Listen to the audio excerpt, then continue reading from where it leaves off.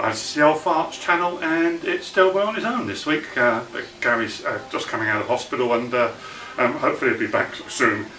We're going to be doing his diabetes story as well, but today it's my diabetes story. I'm sorry about the provocative title, but I think the biggest problem with diabetes type 2 is denial, and I'm the world's worst for that, and it's only now that I realise all my mistakes. So this is my story, and we start when I hit my 50s. I was a bit overweight, nothing dramatic, but a bit overweight. And I was living down by the seaside and having a good life, but I was a little bit tired, a little bit irritable. I was drinking too much water, and of course these are basic signs of type 2 diabetes. And my wife at the time was a qualified staff nurse, so she spotted the problem and got me into the doctors, and he said, right, let's do a test, which we did, and I was in fact 7.1 on the Richter scale, or 7.1%, which is technically diabetic, but these days they call it pre-diabetic probably. He put me on a diet, and I basically it dropped down to 5.4, and I felt much better.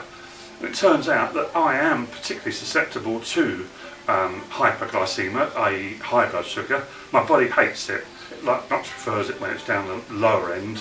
Otherwise I just get tired and go to bed, which I think you'll hear a bit more about in a little while.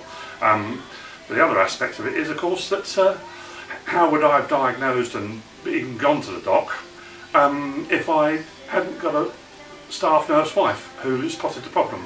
Because obviously it would have gone on for ages before I'd have done something about it. But that's something that you need to think about yourself if you are in these situations. You know, go and get yourself tested. It's we all do it these days. As soon as you hit 50, they start sending you poo sticks to send off for cancer and all this sort of thing. And HbA1c will save you a lot of grief if you know where you're going on diabetes. So that's where we are from there. And obviously from there we fast forward a few years to a situation where I was back on my own again, and I was driving around the country doing shows and all sorts of stuff, staying in hotels, eating too much, eating the wrong type of stuff, and my weight went up, and accordingly so did my blood sugar. So I ended up back at the doctor's, and he said we need to do medication. Had a bit of a problem there because the go-to medication, of course, is one that helps you lose weight as well, but it's not always tolerated by some people. I'm one of those who couldn't tolerate it. I've got irritable bowel syndrome, and it kicked it off big time, so I just couldn't take the standard ones. I can't even bother naming it.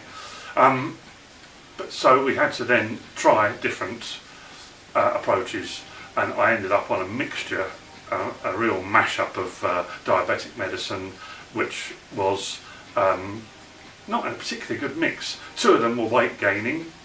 I also gave up smoking, which was weight gaining, surprise, surprise.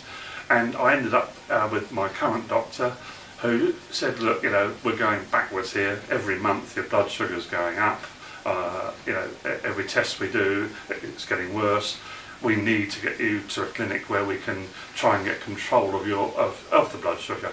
So obviously I agreed with that, and we ended up with at the Cradence Clinic in Basildon, who are absolutely amazing, really lovely people, dietitian as well, and I got my blood sugar down, I got my my weight came down, I lost 14 pounds, so I was doing really well.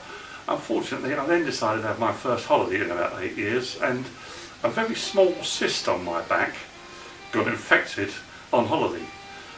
And that was a massive problem to me because, of course, as soon as I got an infection in my body, my blood sugar doubled. I was up into the 10s on fasting, if you know what that means. And that's double where it should be, and more in my case. And for 8 weeks, I was on antibiotics, which I was just in an absolute mess through it. And what happened was I crashed and burned, because what I was doing was, I was so tired I was staying in bed. Because I was in bed, I was sleeping, I wasn't taking my meds at the right time of day. I then was running to the fridge and grabbing food instead of cooking food. And you can imagine, I ended up getting worse and worse and worse. 2.5 months down the road, I reached the bottom, and I hated myself. I hated the fact that I put on so much weight. I hated the fact that I was failing to control my body. My body was controlling me. And when I went to the fridge one day, I had a look to see how much insulin I got, which is a frightening thing to think of. But depression and all these sort of problems that you can get from high blood sugar and diabetes is all part and parcel. You have to accept that it's part of it, and you have to control the disease, not it control you.